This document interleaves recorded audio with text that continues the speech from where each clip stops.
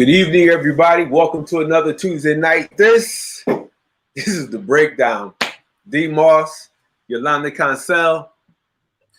Yolanda, I got my freedom papers officially. I'm free. So you want to have a freedom conversation or what? Let's have it. All right. So let's get it popping, man. What's the latest? What's going on downtown? What's happening uptown? What are some of the things that we think people need to know about? What type of information do we want to impart? Talk to me for a minute. Talk to me. My thing is, people vote. Don't stay in your house. Don't just think that Trump's gonna win. I've been hearing from a lot of young cats that that's all they say. Why should I vote? Or, oh, Trump's gonna win anyways. He's been giving out checks and all this other. Youngins, stop listening to the hoopla. Just get out there, do your civic duty, and get down there and vote. I think I seen on Tracy's one of her posts, she said that you could register to vote and vote on that day. Oh, where I didn't know that. Really? Yeah, on one of her posts, I read it, I shared it, and I'm like, yo, that's fire. So go down there and just do it. This is I'm reading about people traveling 300 miles just to vote. So if people are doing that, this is serious. Now that we got somebody in, especially if you're part of the LGBT community, and our voting rights are up to on the chopping block right now with this new lady going into the Supreme Court. If we don't take our lives seriously, we gotta take our lives seriously. Stop just thinking that, oh, nothing's gonna happen to us, or this is America. Let me tell you, our voting rights come up every 20 years or so. So let me tell you, if you don't get out there and vote, I don't know what's gonna happen to us in the next 4 years. It's gonna get better. I ran across a post. I'm gonna read it real quick. It says, "So, you mean to tell me that someone down your ancestry line survived being chained to other human bodies for several months in the bottom of a disease-infested ship during the Middle Passage, stripped of their language, customs, traditions, picked up the English language as best they could while working free of charge from sun up to sundown as they watched babies sold from out of their arms and women raped by ruthless slave owners, took names with no last names, no birth certificates, no heritage of any kind, braved the Underground Railroad, survived the Civil War to enter into sharecropping, learned to read and write out of sheer will and determination, faced the burning crosses of the KKK, averted their eyes at the black bodies swinging from poplar trees, fought in world wars as soldiers to return to America as boys, marched in Birmingham, hosed in Selma, jailed in Wilmington, assassinated in Memphis, segregated in the South, ghettoed in the North, ignored in history books, stereotyped in Hollywood. And in spite of it all, someone in your family line endured every era to make sure that you would get here. And you received one rejection, faced one obstacle, lost one friend, get overlooked, and you want to quit? How dare you entertain the very thought of quitting? People you will never know survive from generation to generation just so you can succeed. And vote.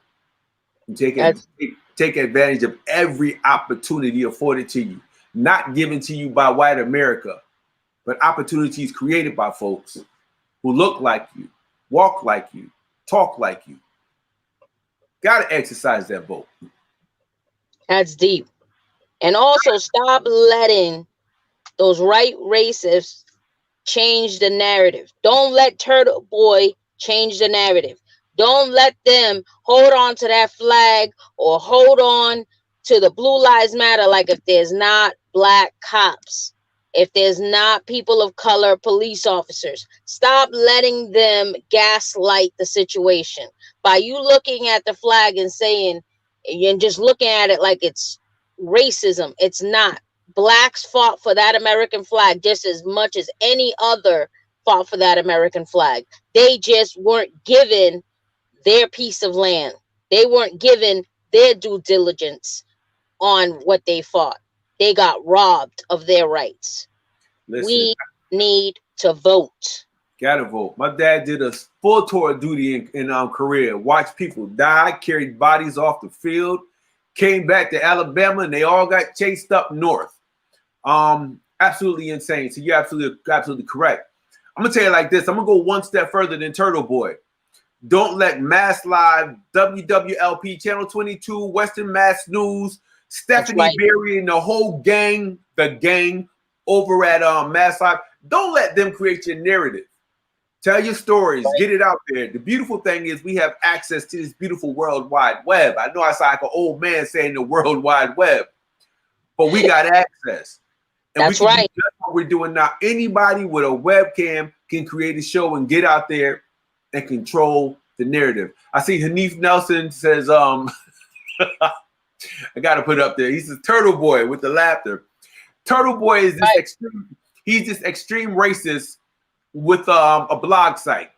And all he does is blog about anybody deemed liberal, progressive, black, Latino, any dirt he could find, he'll publish it. That's Turtle Boy. And if you ever see a turtle, he probably, he's Turtle Boy. So let's see, local news. Oh, we got my man, City Councilor, State Senator-elect Adam Gomez coming on with us in a few minutes. So we're about to have some fun. Reverend Talbot Swan. Whoa. Another thing that took place. Bishop Swan, he was NAACP. He's a bishop with the he's a bishop at the Alden Street Baptist Church. Not Alden. Is that a Baptist? Spring of Hope Church of God in Christ. Spring of Hope Church of God in Christ. There it is. He's been a chaplain with the Springfield Police Department for 10 years. And out of the blue, they decided that they were going to have everybody come in and reapply to become chaplains. It's a non-paid position. Non-paid, but they had to reapply. And all of a sudden, after 10 years, they decided that Reverend Swan was no longer suited, or his services were no longer necessary. The bottom line is Cheryl Clapprood, Tom Ash, they have a hit list. Dom Sarno goes along with it. Let me just put it like that. Baby Trump. They're calling Baby Trump. He's Baby Trump. And I can say it. I don't work there no more. We used to say it in the back office, but now I can say it out loud. Baby Trump in the house. They have a hit. The thing. I have to say, I respect Talbot for calling out the rest of the churches as well, because they should have his back. The rest of these churches, there's so many churches in the city of Springfield, a lot. And we got to stick together as a community. We have to stick together. You can't just live in your four walls of your church, just your congregation. If we don't stick together, then we are on the chopping block. We are weak divided. Absolutely. And I respect him for putting out, like, why haven't any of here in the city of Springfield, why haven't you called me? Why haven't you reached out? Why haven't you had my back? Let me tell you. And he's right about that. I spoke with him before he put that out, and I said the same thing. When they let me go, these same pastors who were calling the mayor's office, asking me for help, asking for favors, did what I did for them, bust my ass for them. I didn't get a call from a single clergy member. Brother, do you need prayer? Brother, you need counseling? Brother, you need somebody to talk to? Not a single word. The only one that reached out to me was Brother Johnny from the mosque. And much respect to him for that. So it's kind of like, I think accountability is an interesting thing. I know I've been held accountable by folks in my community for stances they thought I was taking because of who I work for. I've been called every name in the book. But these same clergy members, these organizations, these agency heads, listen, man, people got to step up. Kudos to Keyshawn Dodds with the Springfield Boys and Girls Club Family Center. Yep. Stepped up, won't back down for nothing in the world. I appreciate that. So like people really have to start stepping the hell up. Accountability is a mother, brother. That's right. I said it last week. I'm gonna say it again. It's time that we start blacking people out. People who I don't care if they black, brown, or white. If these folks don't come through and they place themselves in a leadership position, man, we can't let them fly free, getting photo ops and you're part of the problem. Taking you're part of the problem. Yeah, That's taking it. selfies with them. The bottom line is, if people aren't doing due diligence, it's time for them to step down. I don't give a That's right. damn. That's Black, right. Puerto Rican, white. If you ain't doing the damn job, then our job is to make sure we black them out. We can have an event bringing in 200 people, 300 people. They should not be invited. And At that's the all. bottom line. Accountability is everything. Otherwise, we will continue to have these electeds and then all these coons up in the neighborhood supporting these people, being quiet when they should be speaking up. Yo, it's an atrocity in terms of what I've been witnessing. So Right. when you have somebody like the president of the Springfield NAACP, Right. how the hell do you not step up and just say something? Say something. Something. Something. It's crazy because come election time, man, they're gonna allow all these same people who are, committing these heinous acts, I'll call them, to step up into their church and give brief presentations and talk about the $5,000 and $2,000 and $500 they gave them out of CDBG, which is supposed to come to impacted communities anyways. So I'm with you. I say kudos to Bishop Swan for standing up and putting that out there, because we never want to hold our own folks accountable. No, correction. Yolanda, they'll hold you accountable. They'll hold me accountable. I know they're trying to hold me accountable. I done been there. I done had my wars. Thank God for cats like Desi Jackson, man, help me push. I don't know how many times he helped pull the knives out of my back. So it's like, if we get held accountable because we step up and shit, it was just a damn job. Or if you're doing something voluntarily, like Talbot doesn't get paid to do the stuff that he does. People don't understand that. You don't get paid. Right. The minute their son, daughter, anybody gets harassed or beat down or falsely arrested, anything, they're going to give them a phone call then. Right. It's like times like this, man, listen, you know what happened with City Council, Tracy Whitfield and Cheryl Clapprood. We know what happened with Talbot. We know what happened to me. You speak up on behalf of not even Black Lives Matter, but when you speak up on behalf of Black lives. That's right. Just like when they tried to come for me, David Carter from the freaking code enforcement, I'm calling him out too, because he is as racist as it goes.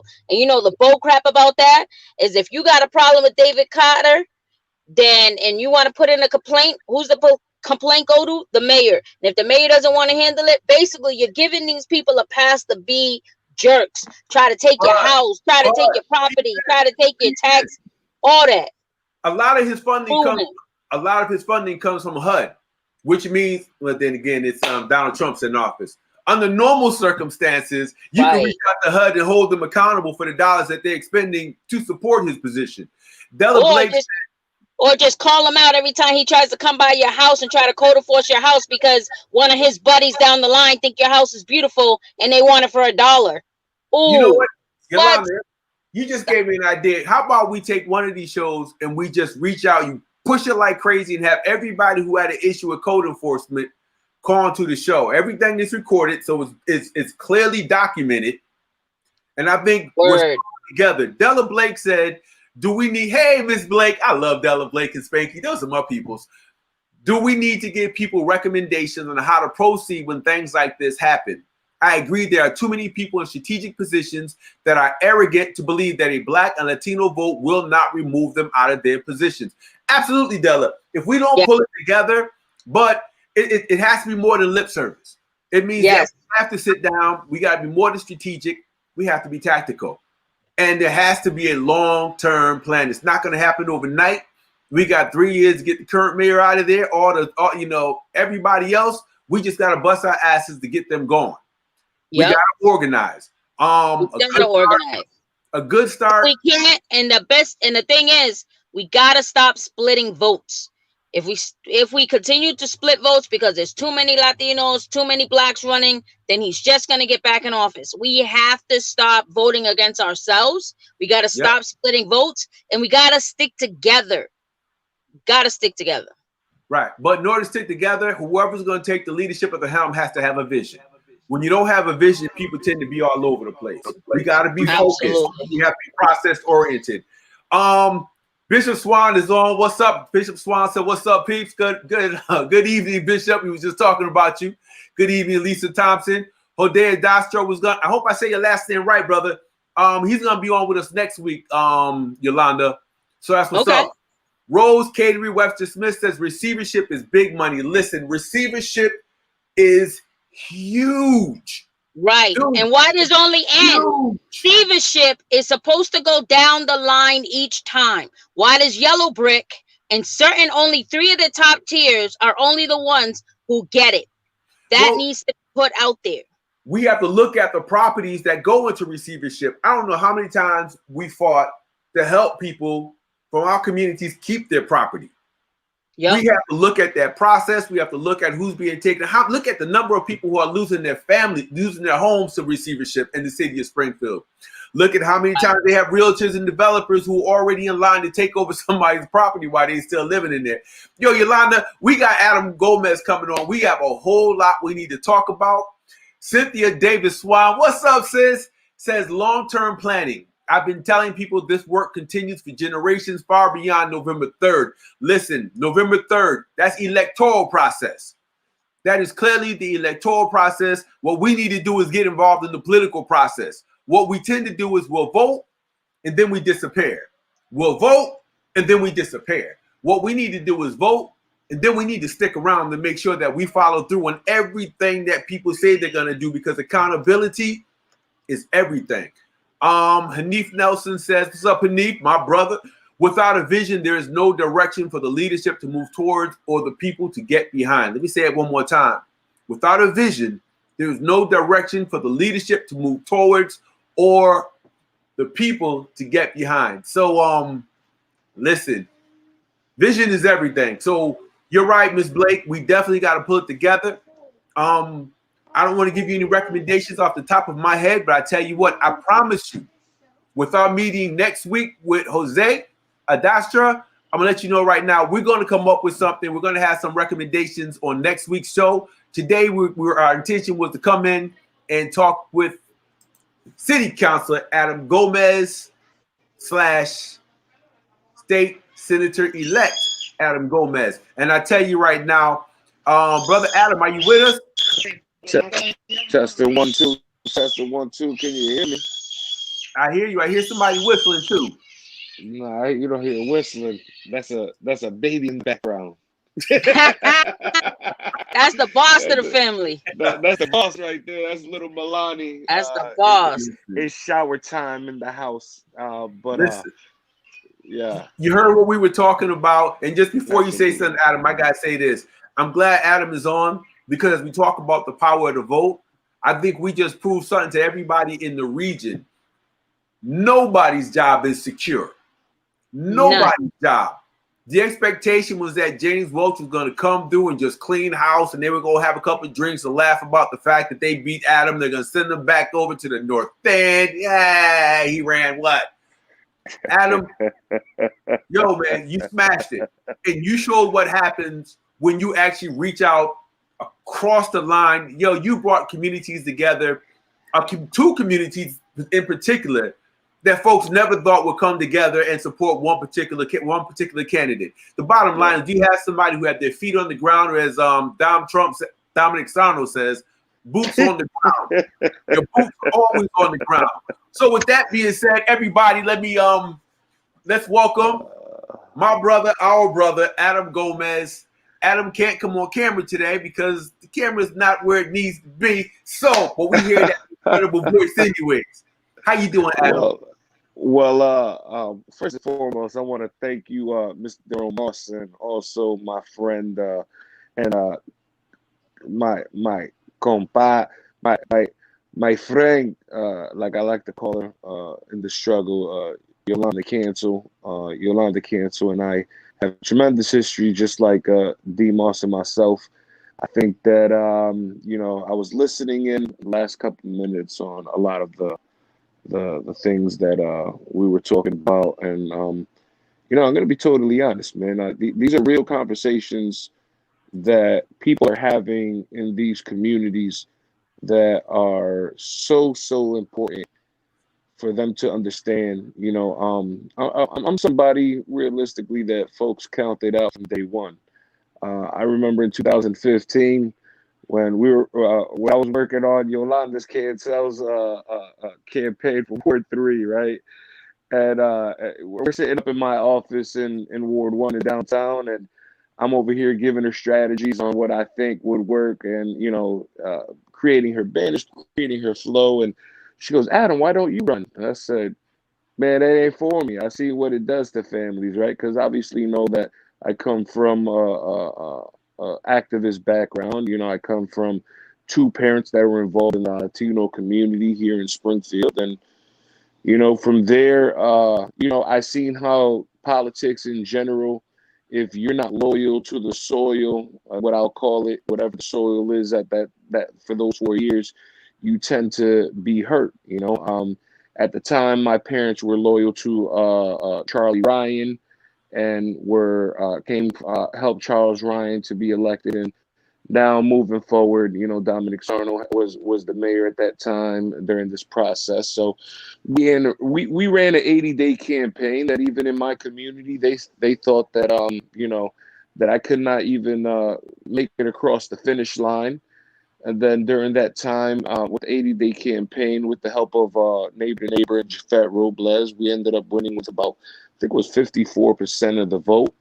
And I Yep. became the Ward 1 Springfield City Councilor, right? And from there, when I walked in, one of the first people I met with, kept it 100, right, was my man D.Moss. Me and D.Moss, we met. It was like weird. It's like a picture out of a movie, right? We met at a point of our Maple Street. We had the city in the vision in the distance, right? And I always like to get real poetic because the thing that me and Daryl shares our love for poetry and spoken word, and everything and anything that's been happening since ultimately, honestly, that time has been real divine, right? And I have to give all glory to the Most High. Whatever is the Most High, that somebody that is on the ground believes in, right? And you have to appreciate that. And I thought that was real interesting when you said, and a lot of folks, because I am Christian, right? But at the same time, I do feel that it was important for me that I got to give a big shout outs to my brother Johnny, and the FOI, because usually that's a set of folks that don't really get involved with the electoral process. And the Nation of Islam has always been in the background and pushing me when I was running for city council, and the women over there, part of the mosque, and a lot of churches were just like asking me, man, and they started asking me if I was Muslim. And I said, so what if I was, man? And if I was Muslim, what's the problem? And at the end of the day, when I got elected, that 2006, when everybody thought Hillary was gonna win, and I seen kind of the trajectory, and I have some sort of like this gift. I think that I tell myself that I have this gift, right? It's not, or I think I do, right? That I check temperature, and I had this feeling that Trump was gonna win in 2016, right? And I passed this resolution. I remember condemning hate on Muslims, and that's when I first seen really the backlash of people calling me, death threats and things of that nature, and I'm not going to get too dive in because I know you guys got a bunch of questions, but for the most part, man, I'm just happy to be here. I'm one of those folks that are ready to have difficult conversations, ready to keep it real, ready to be genuine, ready to be understanding, but at the same time, ready to hold people accountable to what is there. Where you got to keep your integrity in check. And sometimes it's not about the press release, it's not about the photograph, it's not about the picture, but it's really about the ground game. And I think people misunderstood and didn't think that it was possible for somebody like me that comes from the bottom, right, to be able to do something that nobody has been able to do. And that's when, and I'm going to be honest, we lost one precinct and we only lost it by 10 votes. So that just shows that black, brown, even white came out. And majority of the district just shows you that people of color that live there that didn't vote. And we're going to wait till after November to look at those numbers, because I think overwhelmingly a lot of first-time voters, when you got somebody or something that you can believe in, that's genuine, that's true, that's real, people are going to come out and cast that vote. Absolutely. That's right. Absolutely. Absolutely. And I want to say thank you for believing in yourself to still run for city council, because you didn't get in deep, like taking it to Suma, taking it to Jafet, that you had just that conversation at a little park. Like at a park, you guys had you made, and now look at you, the first Latino senator for this area. Look at Yeah, that, man. For that's pretty taking a step amazing. and believing in yourself, man. That you made that happen for, and you made everybody make it possible to see us, people from coming from our zip code, saying this is what we could become. Yeah, So it's pretty amazing, man. I'm gonna be honest. Like when I ran, I didn't understand the historical significance. It was like the same time when I think when I used to tell Jafet, God rest in peace, my brother Jafet Robles, man. Always will he always be remembered. And I used to tell Daryl, it's like when I first got elected to city council, I said, yo, people get paid to do nothing. I said, you're telling me all these cats get paid? I thought when I got elected, it was something free that you do, right? Like you care about your community to the point that you put yourself and you're selfless and you're not selfish yeah, about it. And I didn't even know you I got remember. paid. I remember you calling me. I remember you calling me, telling me, "Yo, we get paid." I said, "Yeah." You said, "Really?" I said, "Yo, can I borrow some money now? Can I borrow $1?" Man, no, and you know, like honestly, man, it's never ever been about the money. And I tell people straight up since the beginning when I started organizing, you know, even before when I got with Jafet, you got to do it for the love, man. If you You don't have do it for to. the love, if you don't do it for the love of your people, the love of your community, the love of your family, your kids, um, honestly, all that stuff makes it just doesn't make sense. And Well, you you know, when gotta I do it for the. You gotta do it Well, for the love, because you guys don't get paid enough to deal with what you deal with. Period. well, let me jump in right here. I think let's move back a little bit, Adam. As a city council, why don't you tell everybody what is the role and function of the city council? And before we do that, Cynthia Davis Swan says to have vision, you are either the visionary or connected to one that you trust enough to align yourself with. And I think people align themselves with you because they trust you. So, as an elected official, talk about your experience. What were your expectations coming in? And then talk about what the job ended up being. And then talk about, the days and times when you go above and beyond the job description of a city councilor. so truthfully, when I got in there, I thought I was gonna save the world, bro. Like I thought we were gonna take over take over Egypt, right? We're gonna take down Pharaoh. And I'm going to speak in this terminology because I believe it's divine and it's right? And when I came to the city council at first, it was just to give myself a position or a point that when I ran was to just tell my community, hey, young people are here, right? But when I got to the city council, I'm not going to lie to you. When I won, I try to look back and say, all right, who's going to actually help me and understand what actual city councilor does? Because once I got there, who's going to help me legislate, right? And at that time, I was one of 13, and I came in with a good brother, Marcus Williams, and both of us, we were young. And a lot of times when I come through as an activist, I come through, with that power analysis of that I never put myself in a position of me being a target. So the council is actually like they're people of in legitimate power that can make certain decisions. But when you actually understand that the city council realistically is not as powerful as some people allude it to be.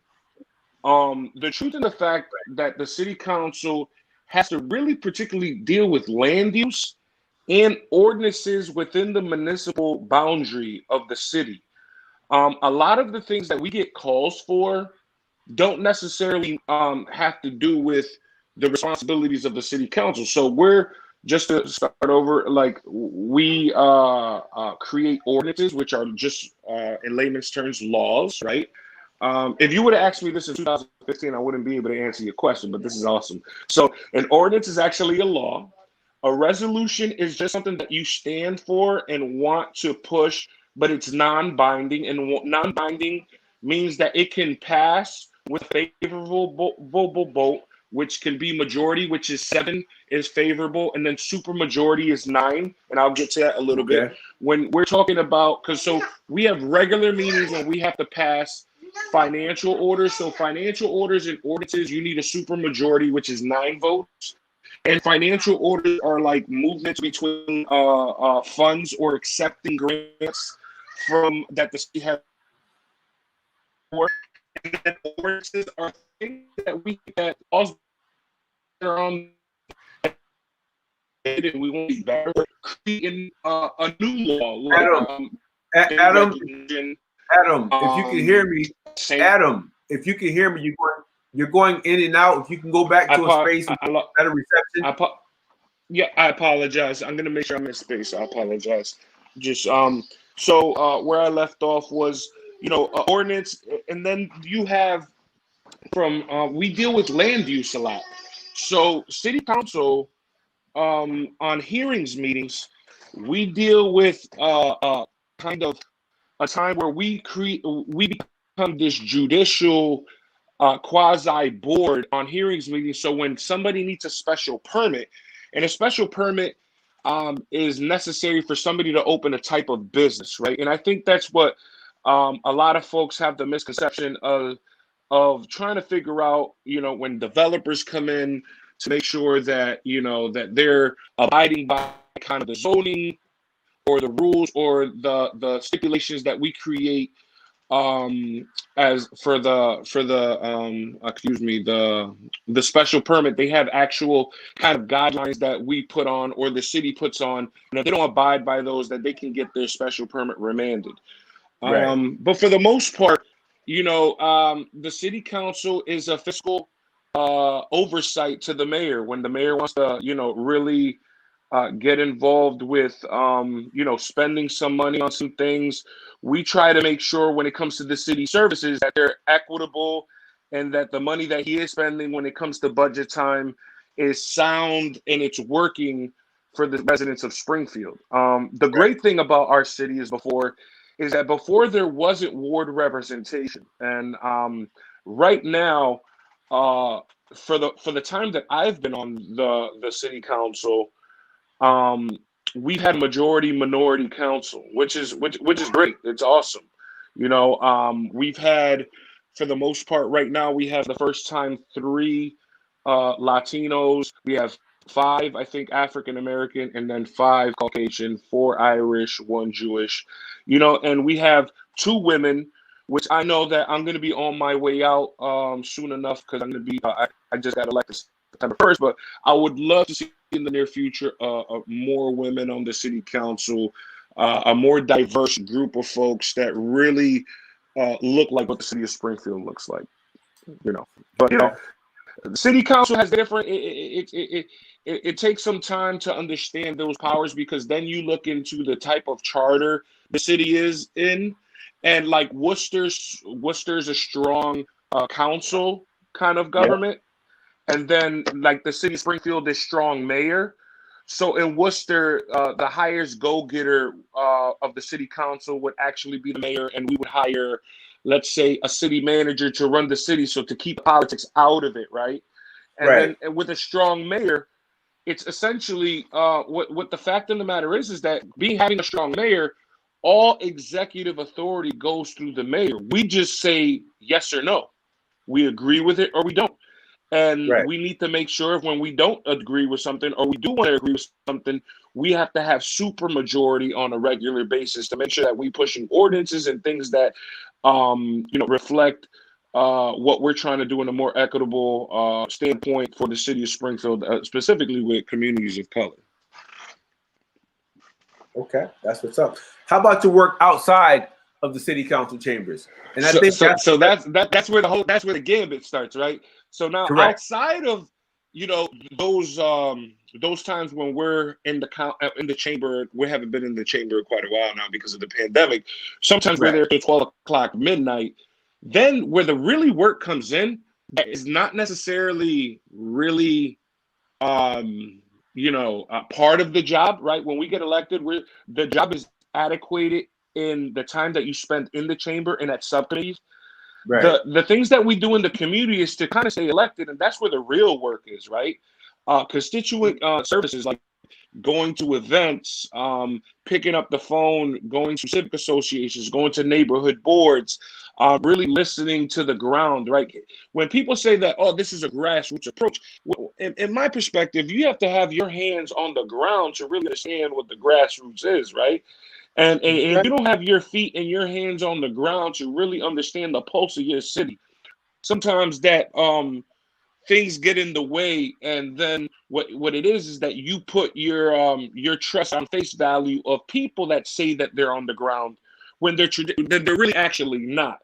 So myself coming from a ground that, and it goes back to what you were talking about, right? Like they counted me out because they trusted in other people's word that hypothetically were on the ground, right? That know what's going on.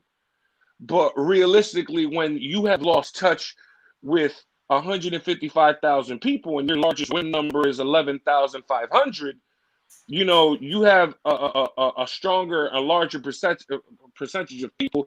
Like, my social, I think, and I don't say this to boast or anything, but I think I'm one of the most followed elected officials in the region, right? Like, if you like me or not, you're watching and you're seeing, because I think outside of a bunch of other council members, that I like to call us Voltron, right?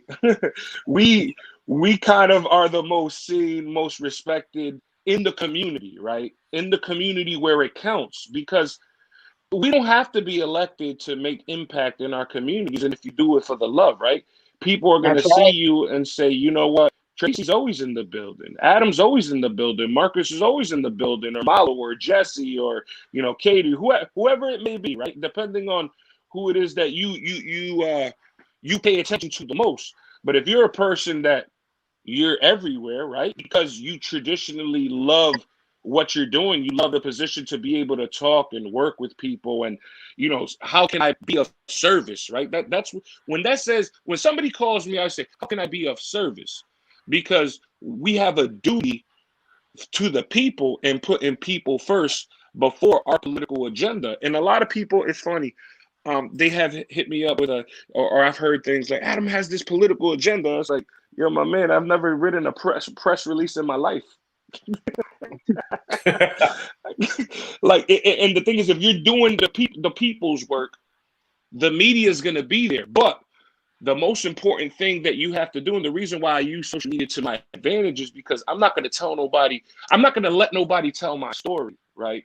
Right. You guys alluded, you guys alluded to a person or a thing of a propaganda that I was the first one to get hit over the head kind of during the campaign, right?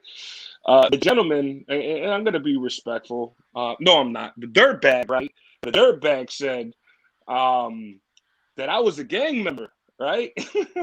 Whoa. and then the dirtbag tried to say, "Oh, this guy's got to be a Latin King, right?" So then I'm saying, yeah, I grew up in Latin King gang infested waters, right? Like, I grew up in the north end of Springfield. If I don't know or had a family member or somebody that was involved with that kind of activity, specifically during the 90s, rest in peace, Nardi, when it all started, when they murdered Nardi down here in the north end, and we had a ton of gang violence, you're stupid. Traditionally, I just don't understand how somebody can think of a person that grows up in a certain neighborhood that was set up to have this kind of terrain, and to let these gangs run them up for so long, that I'm not going to have some kind of affiliation to somebody that's a part of something. I am a proud. Adam, let me interrupt you real quick. I think I'm from Waterbury, right? I think we all. You already know Watertown, baby. Even we moved to little town, little all white town, Meriden. There were people who had your neighborhood crews, groups, cliques, gangs, whatever you call them. The bottom line is that whole gang shit, that's their narrative. That's their narrative. For us to even attempt to have to explain to Turtle Boy that I got cousins who are still living that life, fuck him. Well, forget him. Forget him. It's like we shouldn't have to explain to anybody our relationships. You know why? These same cats come from neighborhoods where if you're Italian, you got your Italian cats who are connected in Italian ways. You got them Irish boys. Trust me, Irish made millions off prohibition, and that stuff still exists. Millions. Some of the things that they did then, they still do today. We're the only ones who have to explain our relationships to family members and friends. Man, there was a time at the police department, if Desi Jackson is still watching, he can attest to this. Man, they had our names on the wall as if we were gang members. The bottom line is, if being a gang member means I'm a proud black man or a proud Latino man, they call me what I am. I rock with my gang. Or we getting judged for selling marijuana. We getting judged for selling marijuana. Now a 30-year Springfield police officer now wants his own retail store to sell marijuana. Come on. But Yolanda, here's the thing. White boys are selling, I mean, it's not a race thing, but those people sell marijuana too. They sell cocaine, they sell heroin, they sell crystal meth. So all of it. Nobody looks at what's his name, Tom Ash, and go, yo, Tom, so do you sell crystal meth? I seen you with some guys. That pony guy looks like a cokehead. We don't accuse him. Right. Coming from, as my man says, black, indigenous, people of color, we have a tendency not to make, we'll judge each other before we judge every damn body and make sweeping indictments. So absolutely. Official, and people still, I think he was in a gang. Hey, the fact of the matter is one, statistically, all groups of people use drug at the same rate, but it's black and brown people that have been arrested at high alarming rates. Or dying from it. Is because there's something that I learned a long time ago, from one of my cousins, because my family is all law enforcement, but they say that Adam Gomez, as a cop hater, he hates cops, but not knowing that my mom was a police commissioner, and I have over like 10 cops right now that wear badges that are federal agents, are bailiffs, work in the jail system. But besides, when you want to hold people accountable, they're a cop hater. But then if you come from a certain background, then you're a gangbanger, right? So this is where I'm trying to get at. The pen in their world, right? The pen is mightier than the sword. You know why? Because if they can script your narrative, and if we are letting them tell our history, that's why so many press releases of nothing come out of certain areas, because that's a way to have historical significance, is by their newspaper. So if we're not having our own podcast, if we're not having our own news and creating our own newspapers and creating our own stories, what ends up happening is what? The only thing that is archived in its historical significance, and not to promote black power or Latino power, is to make sure that what?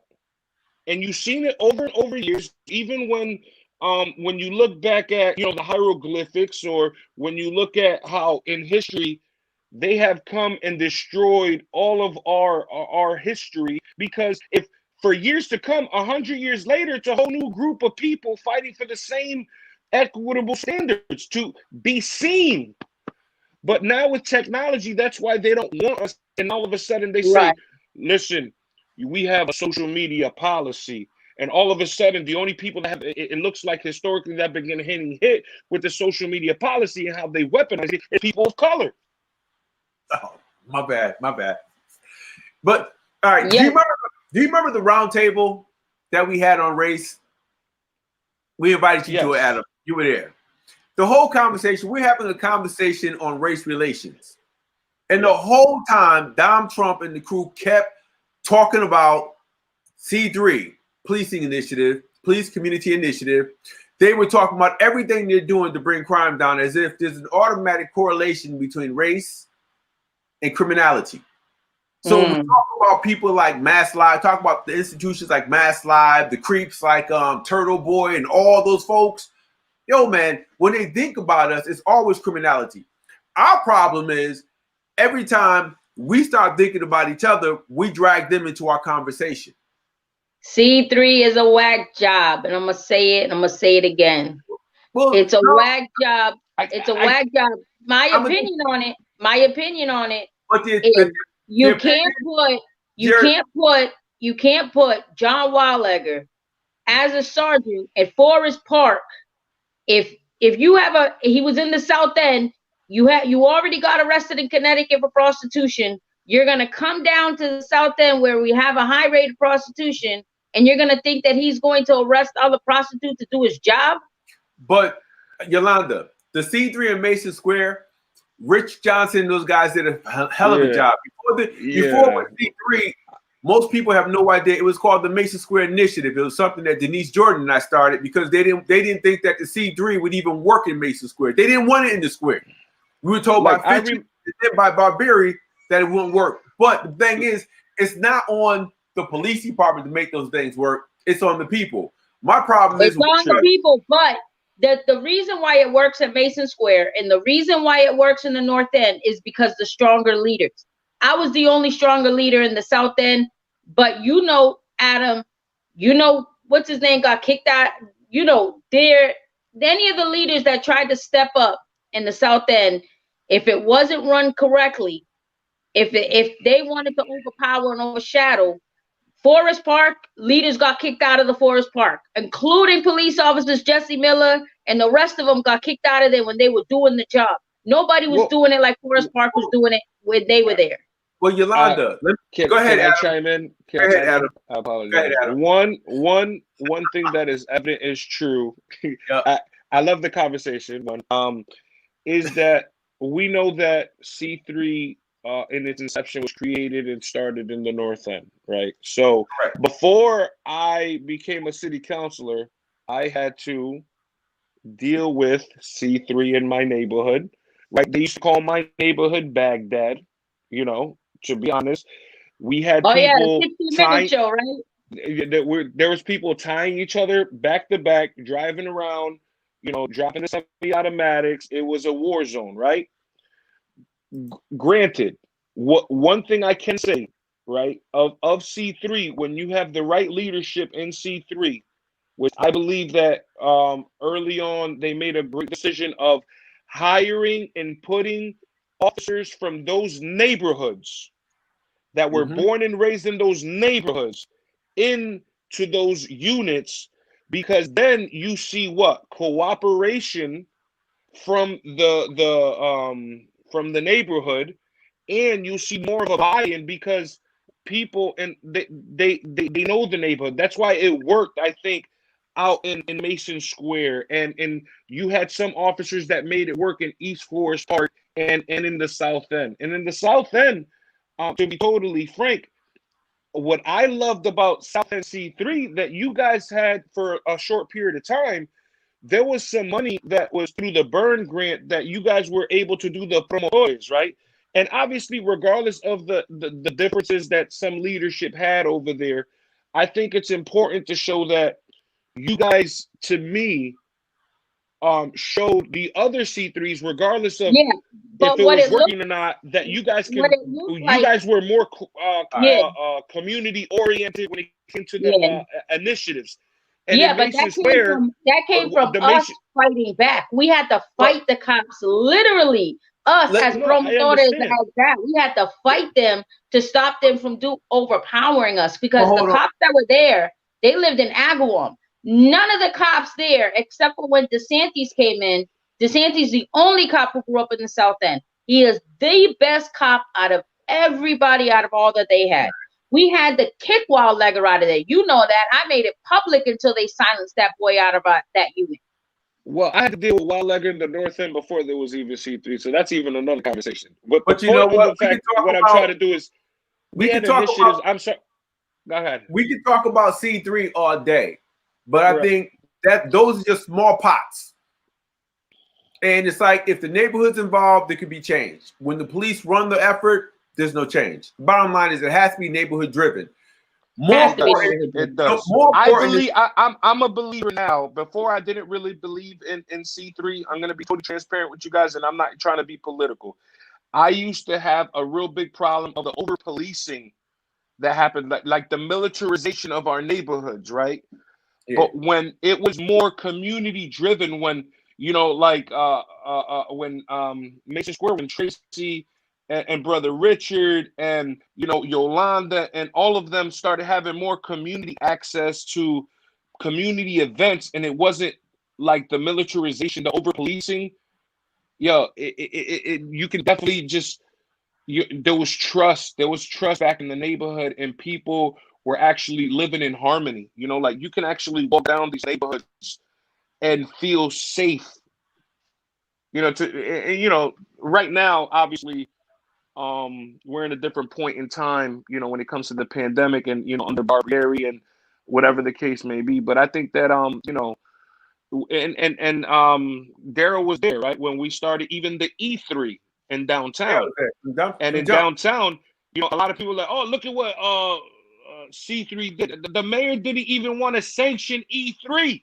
And E3, if it wasn't for those owners, and there was people of color owners that came together to create it, and Daryl would come and be a part of it and try to hold it down. Those were the ones that created the initiative to create what? For the neighborhood to usher in MGM to make it safe for people to come down and gamble. Like let's just throw it out there, But certain people couldn't get that recognition, right? People that community, right? People that live in downtown, and the E3 kind of worked, and then we have beautiful things that came out of that, and now that under the leaders that are in each of these C3s, I think that I did hear about what was going on at East Forest Park. That person had called me and they felt that they took her out of that leadership position, but I think sometimes the leadership position shouldn't come and the I guess the decisions should come on a community aspect and not the fiscal conduit, because one thing we have to understand is this C3 program doesn't have is not under the supervision realistically of the Springfield Police Department. Each of these C3s have a fiscal conduit. Well, that's C3. We're talking about the largest city. There's so many things. I guess where I'm at, I'm a black man with black children, completely unimpacted by C3, period. So my thing is, how do we get at the systemic racism, the systemic institution? Jose Adastra says, unless it's unarmed social workers, EMTs, it's never going to work. Cops are never going to learn how not to kill our kids, and reformist theory has never worked. I definitely don't believe in the reformist theory at all. I think as you talk about using C3 as a quick example, when the people run it and the people are committed to change, there's change. When crime was on the decline, they gave the police department all the credit, as if the people had nothing to do with it. And I think Adam said something that stuck out for me. He says, they don't give, the people the credit. I think we have to start giving people the credit. And I think we can't leave it in their hands. Who is Dominic Sarno to come into the Black or Latino community and say, Yolanda, great job. And now you feel like you did a great job after all the work you've done. Why are we relying on people like that to come in and validate us in 2020? Right. We don't need validation. We know for a fact before I even went down there was no events in the South End. Nothing for the community, let me say. Nothing for the Black and brown community. There was nothing in the South End. We had to fight for those things. We had to raise money. The last time there was anything going down there in the South End, to be totally transparent, I give it to him, because every time I walk into his store, he's always talking about it. Was Rico Daniele when he was doing the stickball tournaments, and doing the stuff with the kids, bocce ball, and those are the stuff that were posted, because there was an enormous Italian community there. Now, obviously, the community has changed, but from there for quite a while, like things were dormant. Like even in Mason Square, the Harambe wasn't happening. Look, think about it. The Puerto Rican parade doesn't even happen anymore, because what they say that we have violent culture. Well, again, here's a problem. Before we do events, before we put together activities and programs, we always run to them for permission. We ran now. Stone Soul has never stopped running over 30 years. The Indie Soul Fest, I was running out of this dude's office and he had no idea. He didn't come until like the last 3 years. You dig? 12 years. This would have been 13.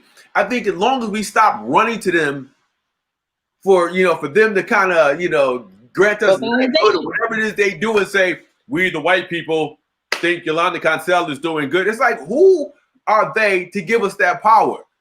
Right. And because I wasn't gonna ask, like what somebody said to me, Oh, Yolanda, did you ask somebody you could run for mayor? Who the heck am I gonna ask if I can run for mayor? Why? Who my daddy? Who? Who my daddy? Who my mama? You gotta be unapologetic. The problem is that we have pacified our communities and those nonprofits, because obviously one thing that we don't talk about is Springfield is the king of nonprofits, is the palace of nonprofits, right? We have more nonprofits than the whole state of Massachusetts combined, right? Everybody want a nonprofit. God bless them all, right? That's true. You know, That's Too true. many nonprofits and too many True story. churches. But hold on. But the thing is, the problem is this. It comes down to that point of being a loyalist to the administration. When you were talking, remember when you spoke about the CDBG money? Yeah. That's what I call the hush money. Like, yo, shut up. You want that $5,000? You better shut up. You better know your what's boy in ironic? line. Those are dollars that come into the That's community CDBG money. specifically for CDBG impact. money is hush money. Yeah. You better stop, Adam. They're gonna come after you. They can't. It's over. Della Blake says, what do we want? Do we have to have the vision for the objective we seek? We do a great job when we don't make ways for them in their jobs or positions. Again, what do we want? Do we have to have the vision for the objective we seek? We do a great job when we don't make ways for them in their jobs or their positions. And I think she's absolutely correct. I think vision is critical. If we don't have a vision, we're leading people absolutely nowhere. We have people who want titles and jobs just for either A, to enhance their resume, B, because they hate the person that's in office and that's their only objective. But I've never really heard anybody expound upon a real vision for our community, a real vision for Springfield. Where do you want to lead us to? I think that's a great, fantastic question, because I think that is a great question. I think the misconception of, like I said before, that the only way to create change is to become an elected official is crap, right? Even though I'm an elected official, you know what I mean? Honestly, we have neighborhood boards that are waiting for awesome leaders to be part of them that is kind of an elective community member, right? That they can activate and become powerful in itself. We have civic associations that in their neighborhoods that are waiting for elected leaders. Because if you look at all of these neighborhood boards, not saying that we don't have a lot of great people that surrounded that are part of them, that are 50 plus only.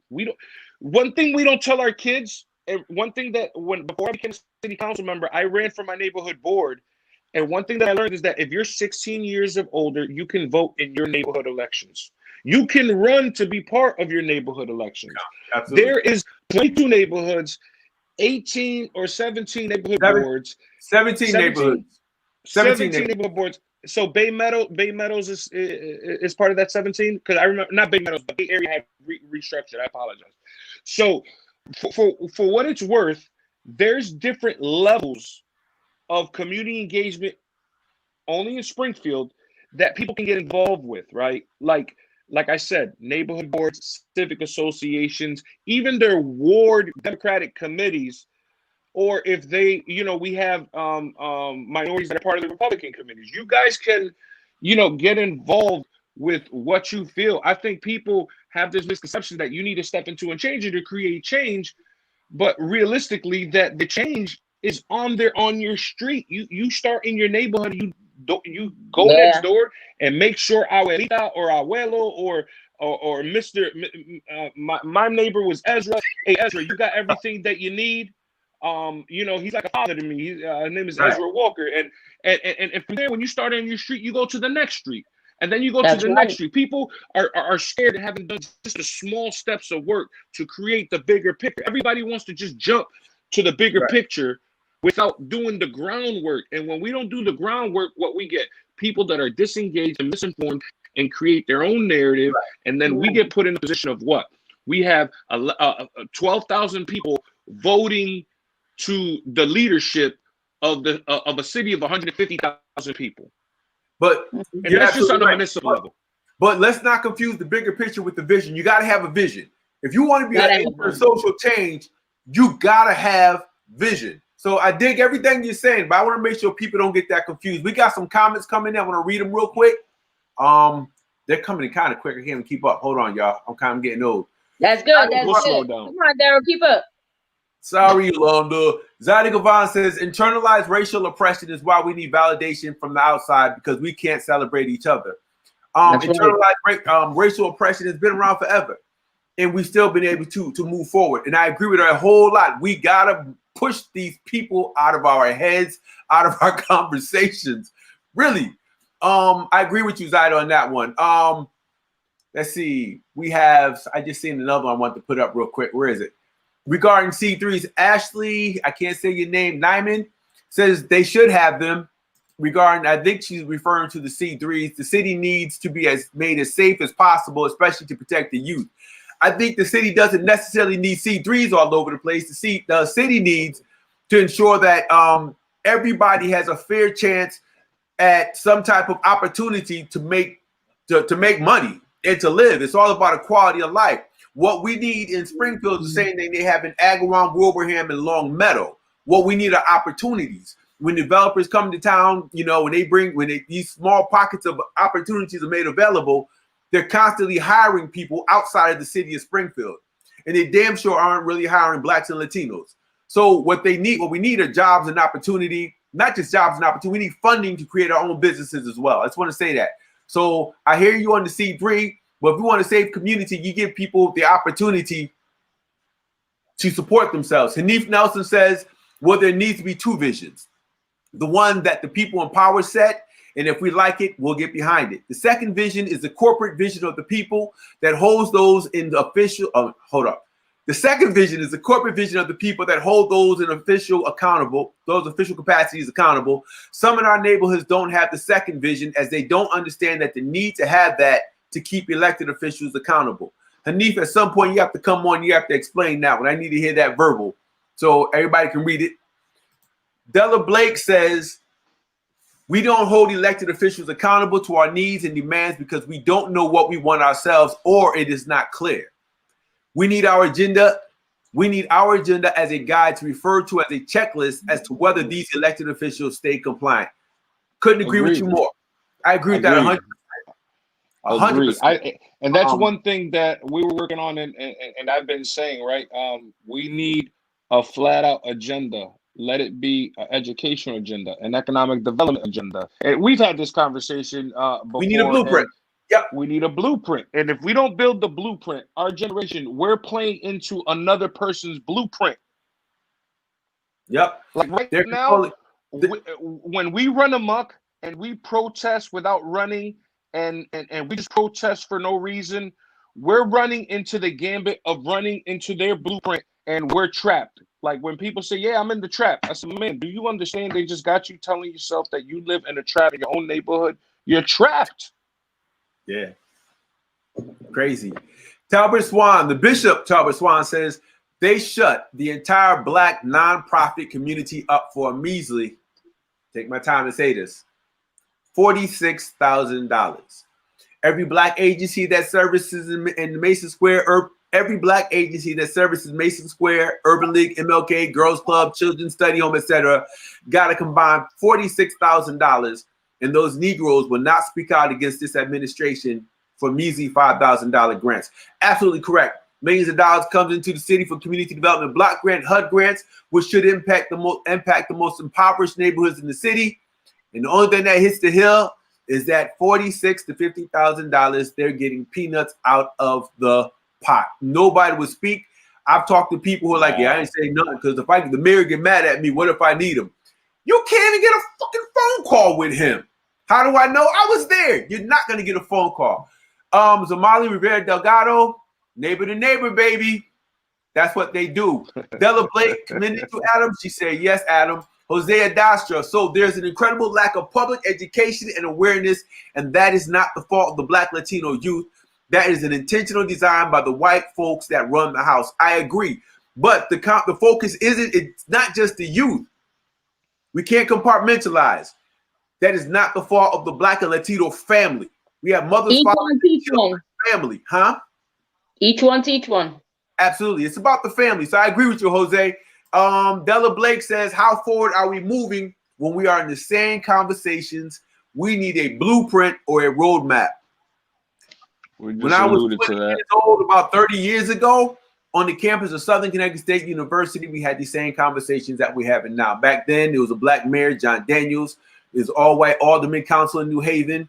When I was in Waterbury, when I left New Haven, went to Waterbury, we had the same conversations. Fast forward 30 years, we're having this conversation because we refuse to draft a blueprint. We need to sit down long enough to forge a blueprint, make Springfield the example for the rest of the country. I'm with Della. We need that blueprint.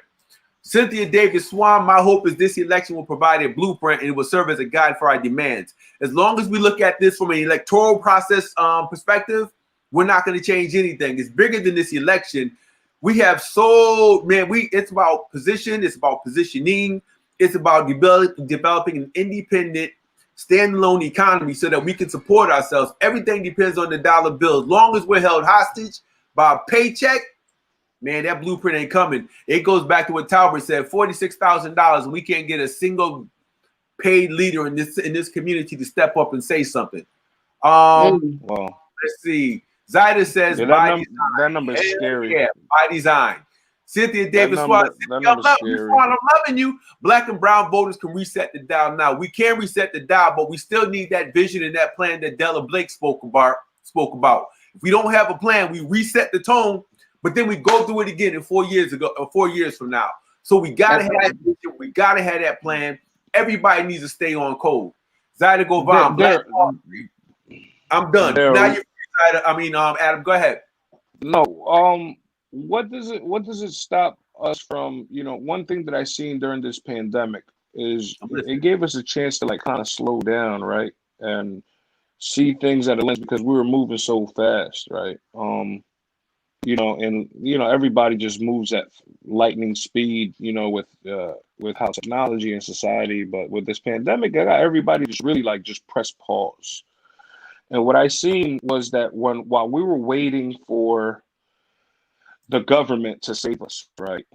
I seen a lot of aspects of mutual aid. Did you say the government to save us? Yeah, right. Basically, when everybody was waiting, right, for these things for the Heroes Act or our own stimulus, right, the stimulus check. Okay. Some folks, respectfully, what wanted that dollar. Go ahead. Obviously, that's not what the case was. We're still trying to figure it out, right? Right. How and why I seen like these mutual aids that were being constructed all over the valley, right, to help them document the communities and to help people of color with food insecurity and those direct things. Good night, baby. I love you. Oh, my daughter's saying good night. Sorry. So let me pay attention. So one thing that I was a true believer of, and I had this conversation with a brother from Buffalo. His name is Christian Pera. He actually helped to come out he came out with a gang from Buffalo during my election season to help me and help me win. And he created this kind of thought process called the people's machine, right? And I always talk about it when I get a chance. And the people's machine essentially is by design like a mutual aid for us, by us, like FUBU, right? That we get a crowd surfing of people that are willing to, when it comes to by design and by roadmap, to create self-sustainability. It's like going off grid without going off grid. When it comes to, one, building political capital, but besides that, it's, when we have funds of where even if it's $5 a month, $20 a month, or something that we generate within ourselves to create community, right? And that's the last thing that they do, because what they want us to do is be the type of folks that say, we need you, sir. We need that CDBG money. And if we can't, we won't survive. But essentially, if you got a bunch of people or you create a vision that people can stand by, I think during this pandemic, what we were able to see is people were ready to give their last $5 to create an equitable piece to the mutual respect of trying to make sure that we're keeping businesses afloat on our own. And which seems impossible during a pandemic. But I think that there's a structure or something that we can build that can mean something. So then there's actual support within the community and not support coming from outside and continuously have people just waiting for it. It's like teaching people to fish, that each one teach one, but in the aspect of instead of waiting for the fish, teaching people how to go fish. And then from there, creating our own economic justice and our economic sustainability. But that's Absolutely. I'm just a ward counselor.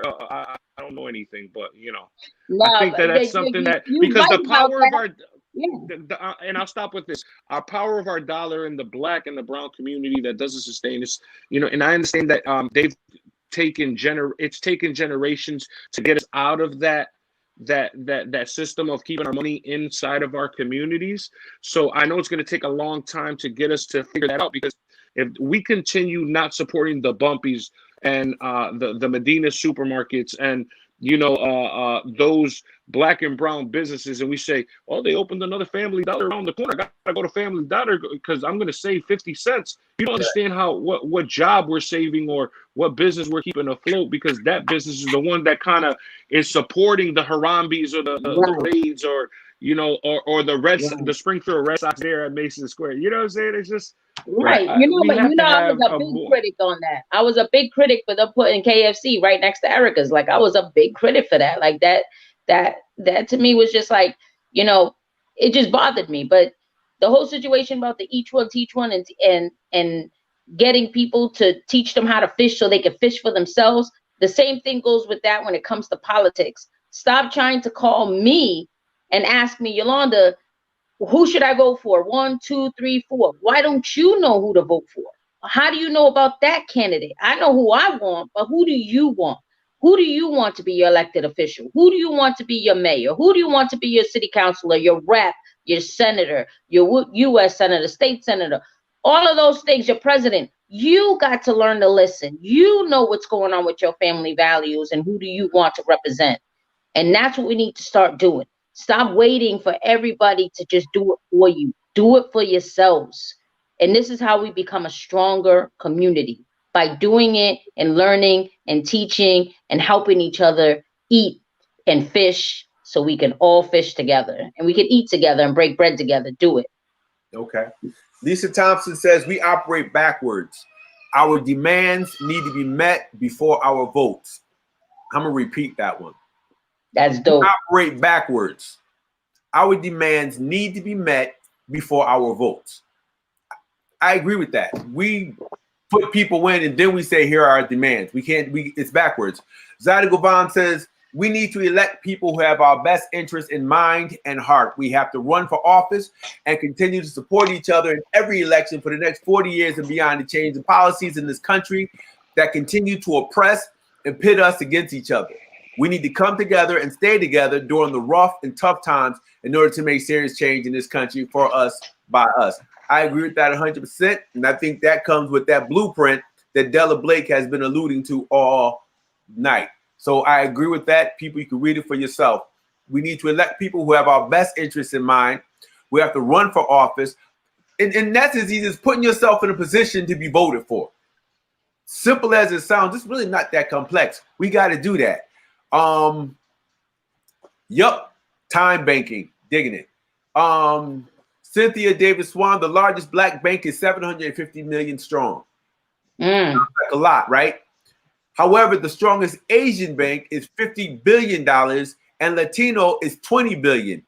Tell me what's wrong with this picture. Mike Santana says jobs will eliminate poverty and teach people from depending on government assistance. I agree with you. True. I think supporting these neighborhood businesses and having people who look like us hiring us puts us in a better position. Because if you're working for someone who's an avowed racist and you disagree with them, you will find yourself unemployed or worse. So I agree with you, but we got to step it up and start creating these opportunities for ourselves. And not using myself as an example. I'm just saying it happens. True story. True story. True story. Zada Govan says, we are one people. I have family that are blacker than any Black person I know. We have something in common, Zada. I have people in my family who are blacker than any Black person I know. And yeah, let's see. My family's like the Rainbow Coalition, actually.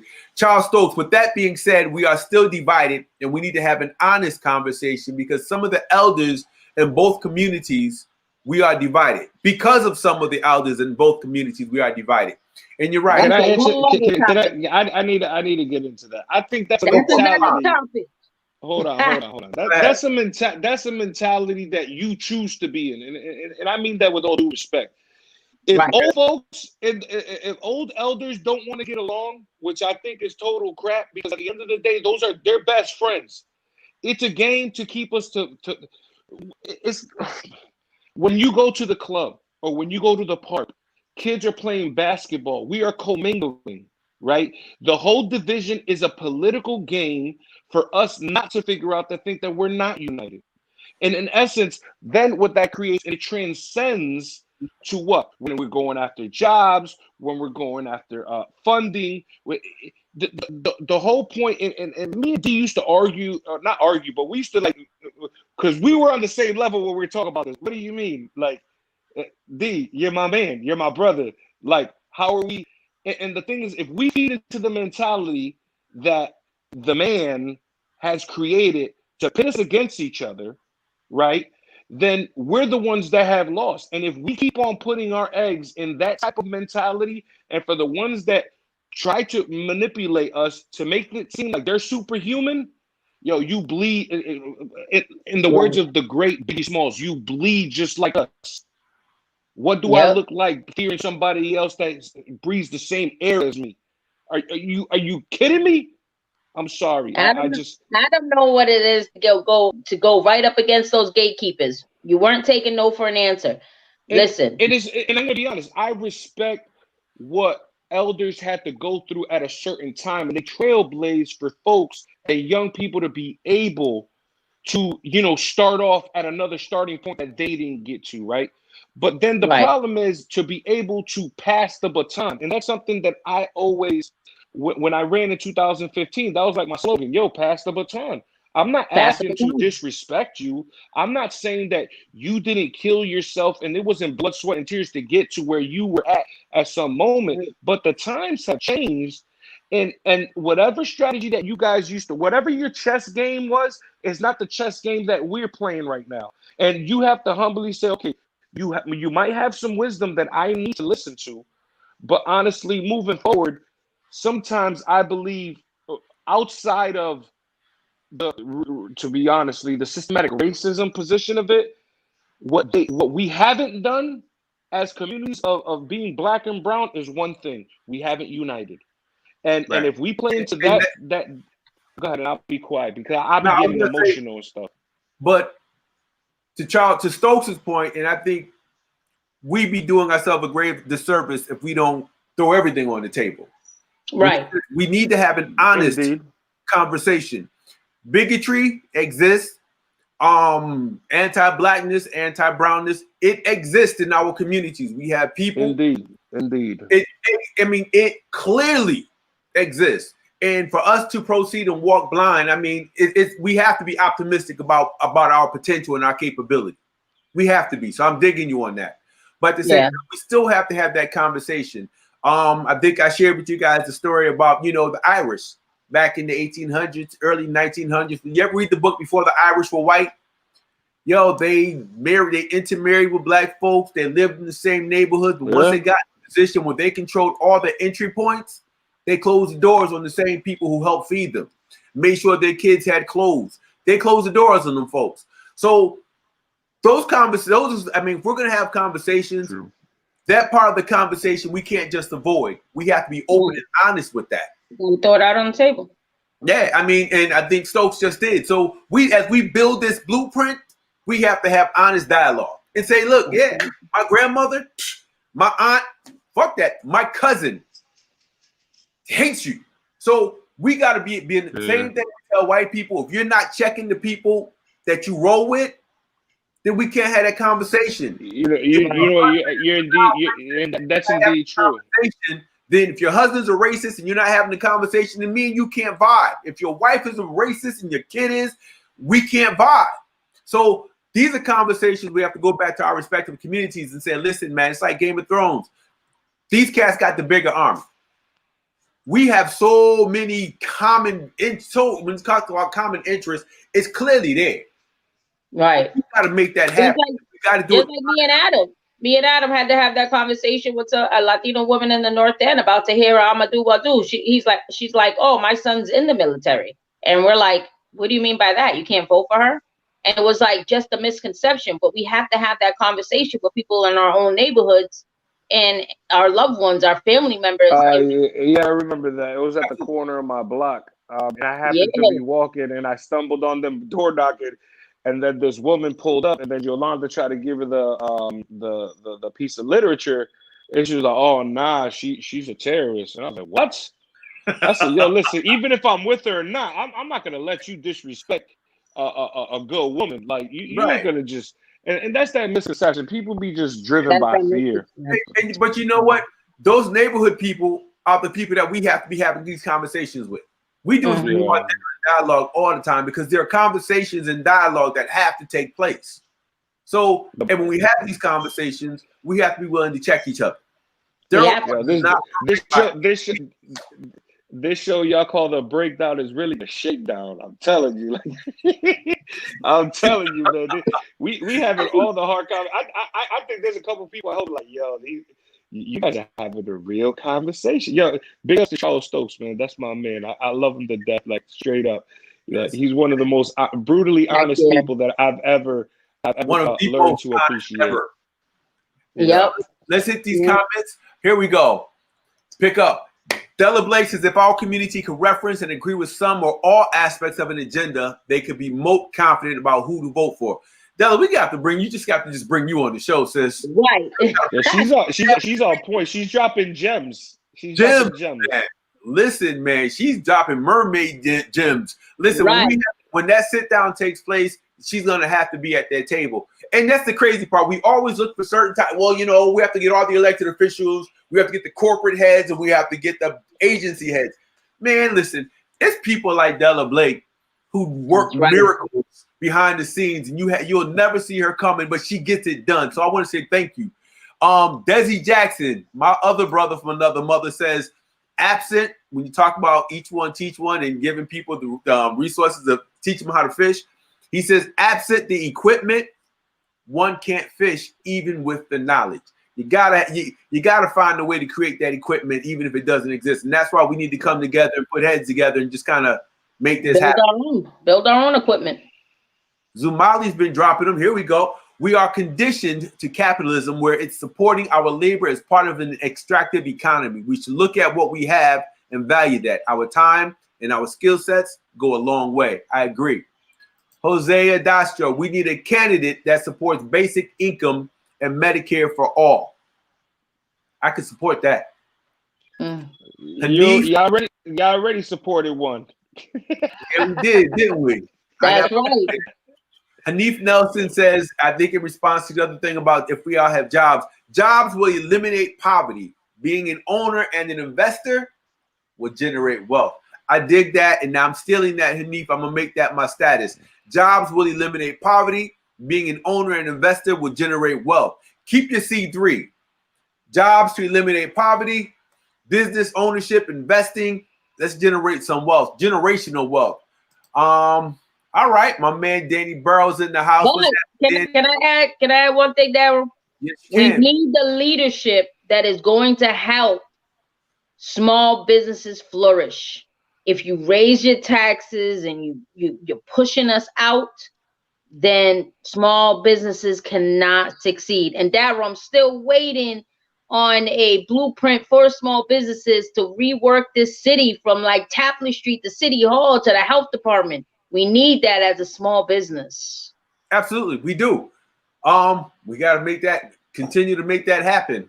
We created the Association of Black Business and Professionals. We're over 400 strong, but there's still a lot of work that has to get done. A whole lot. Bringing people together is one thing, but that plan is something completely different. I agree with you 100%. Lisa Thompson says we sit down together and we choose together who we plan to vote for. We pass these decisions along state to state as a united colored people. I'm digging that. I'm digging that.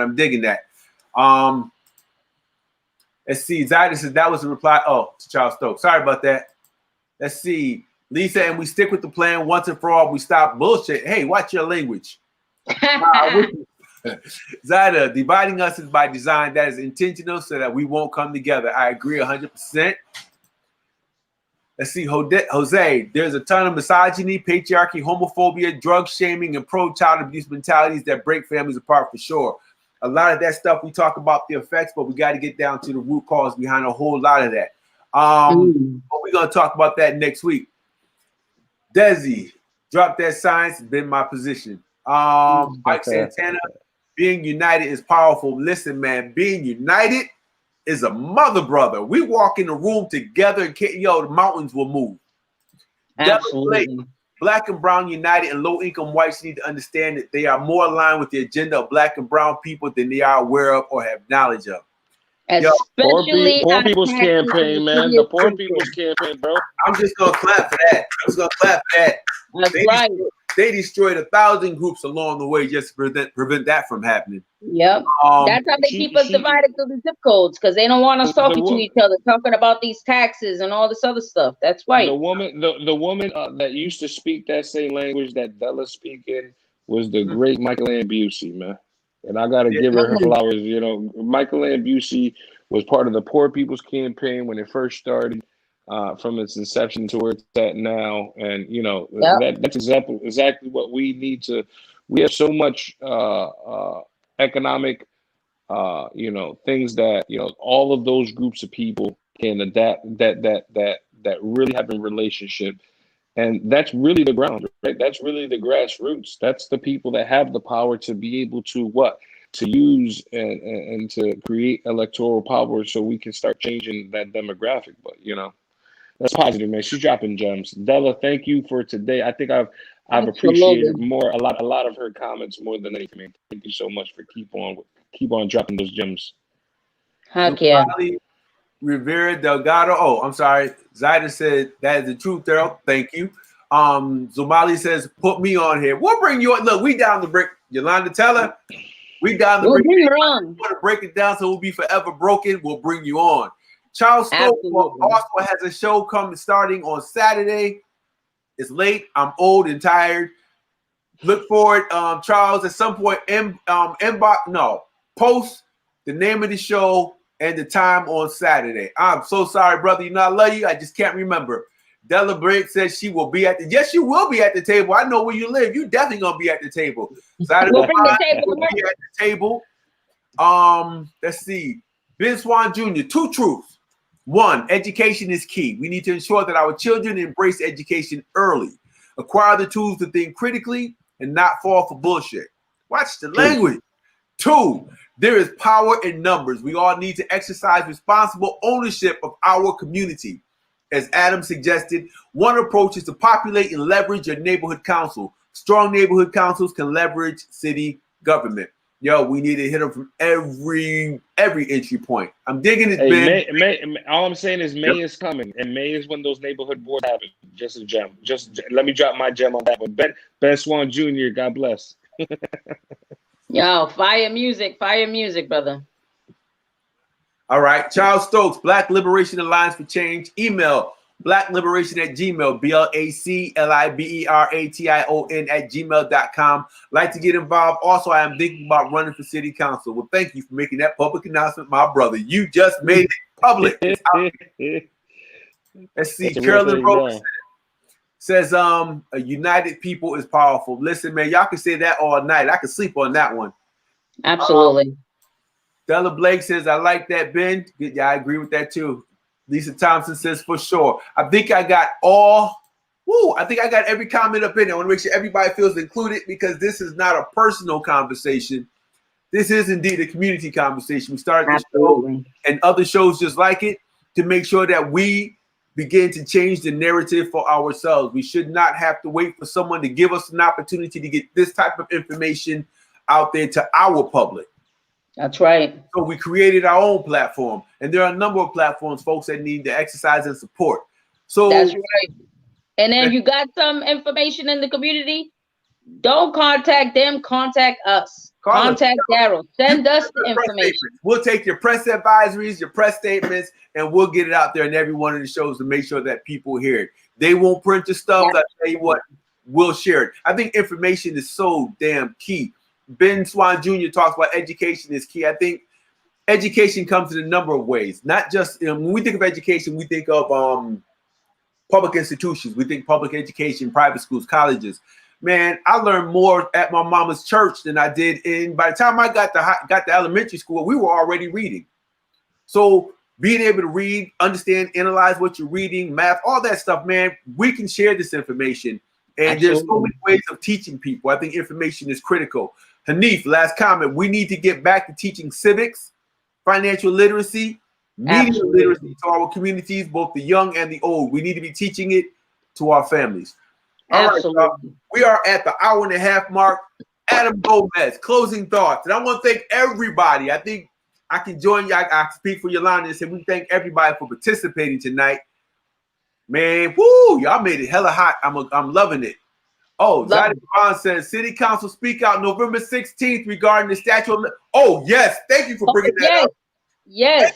Bringing that up. City Council speak out November 16th regarding the statute of limitations for filing a. Where is it? It's just stop. Everybody posted. City Council. You're making it hot. You're making it hot. Where is it? Where is it? Okay. City Council speak out on November 16th regarding the statute of limitations for filing a complaint against police officers. Call the City Council office 413-787-6170. 413-787-6170. Call them. Put your name on the list.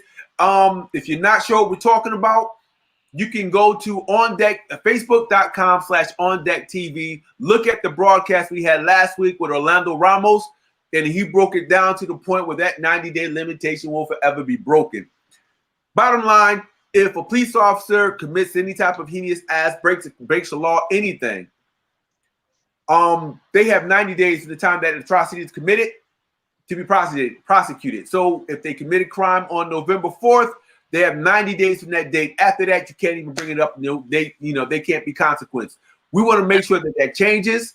Go back, watch the videos with Orlando Ramos, Facebook.com/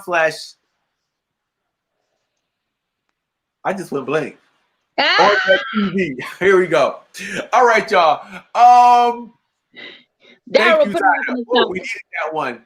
So November 16th, call the City Council office. Della Blake, we eventually need to poke our nose. Where is it? Did it go up? I'm sorry, y'all. I'm looking crazy right now, but I'm okay. We eventually need to poke our nose into our. Oh, shoot. We eventually need to poke our nose into our local jail and see how criminal justice reform is working in our. I've been talking about it, Daryl. We got to bring Della on because I got a lot to say about that one. Damn real. Charles Stokes, Black and Latinos, as we begin this mission, remember love is our greatest weapon. I want to thank everybody. Oh, you can also email the counselors. Call 413-787-6130. Get all their emails. You can go to springfieldcityhall.com. Click a tab. You can get names of all the city councilors, school committee members, all of that.